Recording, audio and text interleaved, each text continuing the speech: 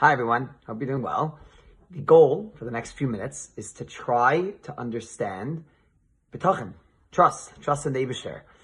Specifically to address two questions, and hopefully also to leave off with a practical takeaway. The two questions are, number one, and I get this often from Bachrim, that bitachon seems to be almost this tactic I could use when the Eibishter has this really horrific plan, and something, is trying to bring about something really, really bad, at least in a revealed way. And I have this, this tactic I could use that I could have bitachon, and then the Eibishter, that will, convince the Eibishter to bring about revealed good.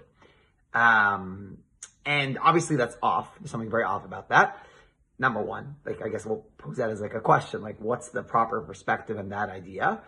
And then number two, bitachon, especially in the Sikha of Shemos Chelik Lamed Vav this week, is brought together with the famous line of Trach gut v'zayin gut.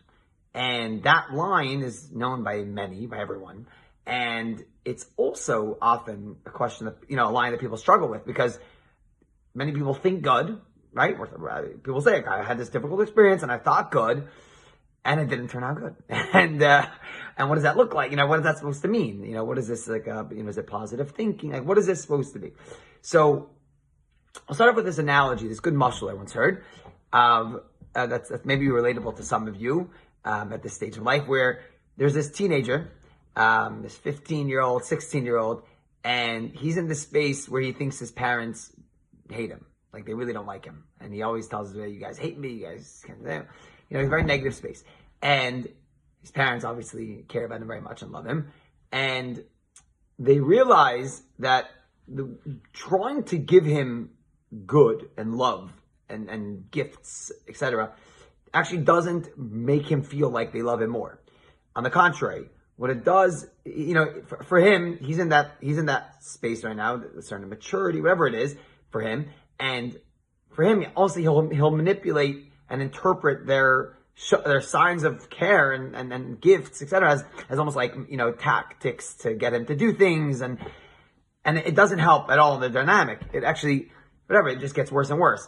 And the parent almost realizes that the kid has to come to a place that he could see that the parent cares. He could be open to receiving.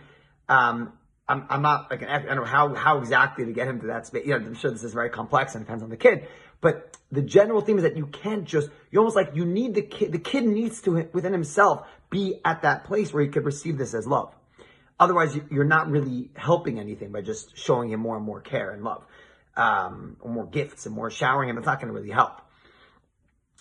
Similarly, maybe a little more, it's a little more childish, but I have a 3-year-old who has the habit now of taking his, we'll make him an oatmeal, and he'll take his oatmeal after it's fully finished with the maple syrup added, and he'll go and he'll chuck it on the floor. This is his minhag, So, and he's very grumpy because he's hungry, and we want him to eat. I'm trying to get him to eat. I really want him to eat. I probably want him to eat more than he wants to eat, but he's at a place where they forget about it. He's just going to take it and, so almost somehow he needs to be calm enough, or I have to distract him enough that he's ready to take the bowl of cereal and put it in his mouth.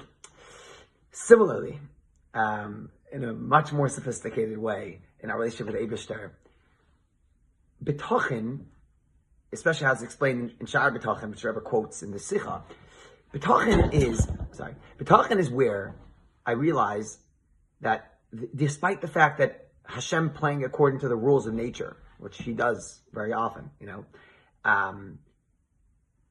equals a very, very difficult and challenging situation here. But the Eibishter is my father, and the Eibishter loves me, and the Eibishter is unbelievably, the 7, qualities that are brought there in Sha'ar bitachon. The Eibishter is extremely kind and loving. The Eibishter is attentive and is aware of what I need now. The Eibishter is extremely capable and strong and can do it and deliver it no matter how unnatural it seems. The Eibishter is in tune with what's actually best for me and how it will play out. The Eibishter is the only one in charge. The Eibishter is always in charge. And the Eibishter is so compassionate, whether I deserve it or not. And therefore, if there's anyone I can trust in now, it's the Eibishter. It's my father. He's the only one. Actually, not anyone. He is the only one I can trust in now. and therefore I let go. And therefore, I feel like he has it. It's going to be good. I have this, not that I'm thinking positive and panicking in my heart. I know it will be good because the Eibishter, my Father, is right here holding me. And he's going to, of course, he's going to bring it out in an openly revealed way.